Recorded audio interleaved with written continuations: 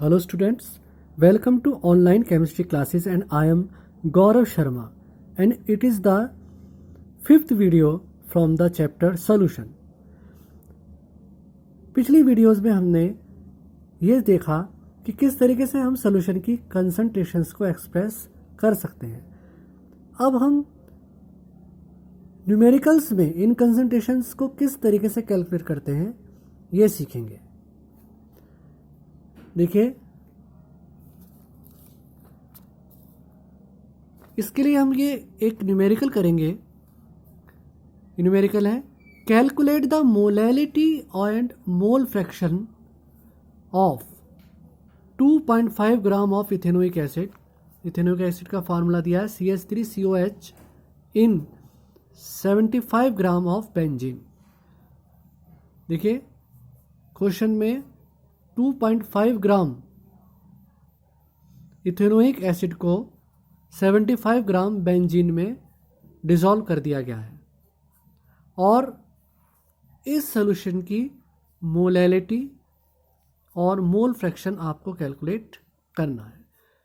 देखिए, सबसे पहले यदि हम मोलैलिटी की बात करें तो इसमें आपको सॉल्यूट के मोल चाहिए और सॉल्वेंट का मास चाहिए इन किलोग्राम, और मोल फ्रैक्शन के लिए सॉल्यूट और सॉल्वेंट दोनों के नंबर ऑफ मोल्स आपको चाहिए होंगे.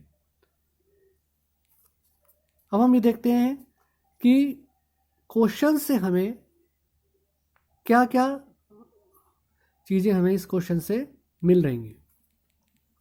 देखिए, mass of solute CH3COH is 2.5 gram. Ethanoic acid को ही सॉल्यूट क्यों कहा? क्योंकि देखिए 2.5 ग्राम इथेनोइक एसिड है, 75 ग्राम बेंजीन है. इथेनोइक एसिड का जो अमाउंट है वो बेंजीन से कम है, तो इसलिए इथेनोइक एसिड जो है वो सॉल्यूट है और बेंजीन जो है वो सॉल्वेंट है. Mass of solute is 2.5 gram. Mass of solvent that is benzene is 75 ग्राम. देखिए, यदि आप इसको किलोग्राम में कन्वर्ट करेंगे तो 1000 से डिवाइड कर देंगे जिससे इसकी वैल्यू हो जाएगी 0.075 किलोग्राम. तो mass of solute, mass of solvent. Molality निकालने के लिए हमें चाहिए होगा सॉल्यूट के नंबर ऑफ मोल्स. तो मोल्स ऑफ सॉल्यूट निकालने के लिए मास ऑफ सॉल्यूट को मोलर मास ऑफ सॉल्यूट से डिवाइड कर देंगे. तो सॉल्यूट का मास दिया है 2.5 ग्राम और सॉल्यूट का यानी कि इथेनोइक एसिड का जो मोलर मास है वो है 60. अच्छा, ये इथेनोइक एसिड का मोलर मास कैलकुलेट कैसे हुआ? देखिए, इथेनोइक एसिड के फार्मूले में 2 कार्बन, 4 हाइड्रोजन और 2 ऑक्सीजन है. तो इनके एटॉमिक मासेस रखने पर इन सब का जो जोड़ आएगा वो आएगा 60 ग्राम. तो ये हो गया इथेनोइक एसिड का मोलर मास. तो इथेनोइक एसिड के मास को उसके मोलर मास से डिवाइड करने पर इथेनोइक एसिड यानी कि सॉल्यूट के मोल आ गए 0.0417.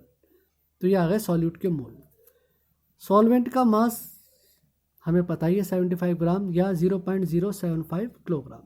अब हम बहुत आसानी से मोलैलिटी को कैलकुलेट कर सकते हैं.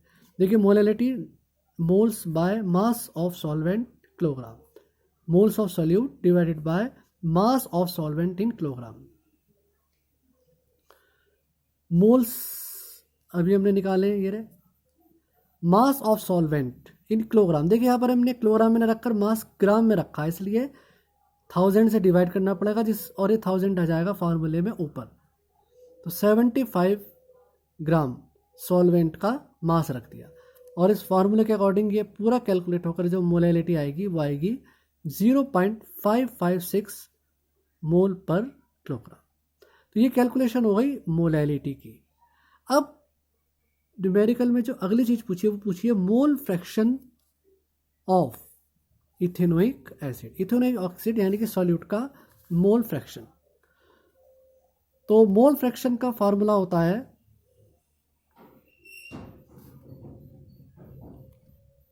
मोल fraction of solute is equal to number of moles of solute divided by total number of moles. तो यानी कि हमें सॉल्यूट के मोल भी पता होने चाहिए और सॉल्वेंट के मोल NB भी हमें पता होने चाहिए।